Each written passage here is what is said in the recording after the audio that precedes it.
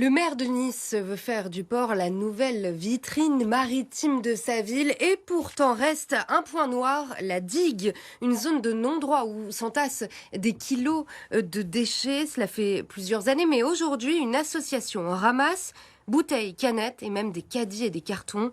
Dans cette décharge vivent une dizaine de migrants dans la plus grande précarité. Le reportage d'Arthur Descudé.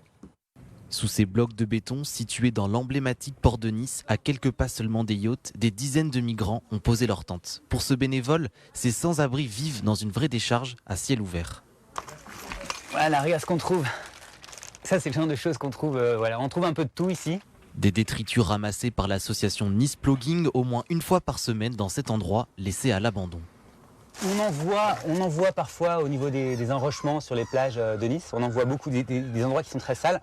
Mais celui-ci, depuis les 4 ans qu'on fait ce travail-là, c'est la première fois qu'on voit un endroit aussi sale. Parce que là, ça fait vraiment longtemps, on voit que ces déchets sont ici, quoi. C'est pas arrivé hier, ça.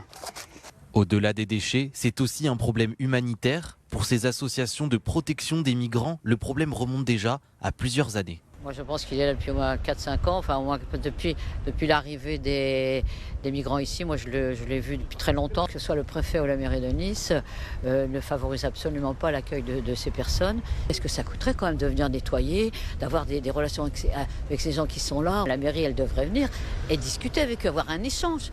La ville de Nice contactée nous indique que le problème a bien été détecté, mais l'intervention des agents de propreté est impossible. Le terrain serait glissant et les blocs de béton empêcheraient l'accès aux moyens mécaniques.